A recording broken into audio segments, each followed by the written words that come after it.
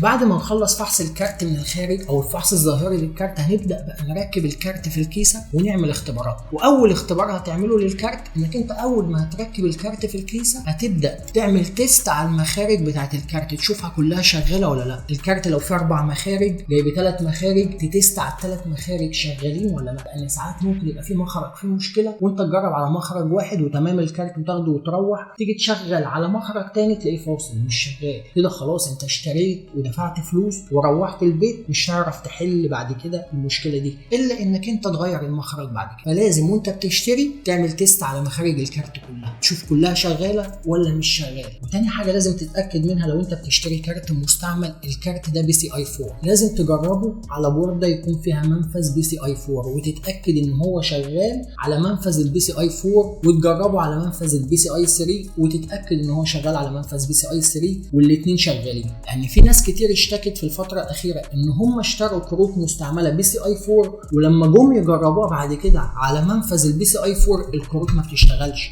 بتشتغل على منافذ PCI 3 بس. فلازم تاخد بالك من النقطه دي وتجرب الكارت على منفذ PCI 4 وتتاكد ان هو شغال كويس. ثالث حاجه لازم تاخد بالك منها لما تركب الكارت في الكيسه، لازم تاخد بالك كويس قوي من الRGB بتاع الكارت. لو كارتك فيه RGB لازم تتاكد ان كل الRGB بتاع الكارت شغال، سواء بقى تسطب له السوفت وير. المهم ما تستلمش الكارت الا لما يكون الRGB كله شغال. يعني مثلا كارت زي اللي معايا ده في الجزء ده RGB، لما تيجي تشتري الكارت زي ده لازم تتاكد ان الجزء ده شغال، واللي انت بتشتري منه ما يقنعكش ان ده بسبب سوفت وير وبمجرد انك انت هتسطب السوفت وير بتاع الكارت الRGB هيشتغل. كل الكلام ده مفيش منه. هتجرب الكارت وهتروح وهتجرب الكارت وهتنزل السوفت وير وكل حاجه مفيش حاجه تشتغل. يعني لو استلمته مش شغال مش هيشتغل. لازم تتاكد ان الRGB بتاع الكارت شغال، لان انا نفسي لبست في كارت اسوس روج ستريكس الRGB المفروض ان هو حوالين المراوح كان شغال معايا اول مروحه بس واصل لغايه هنا، وكل ده كان فاصل معايا الRGB. واللي انا بشتري منه قاعد يقنعني ان هو سوفت وير وبمجرد انك هتسطب السوفت وير كل ده يشتغل،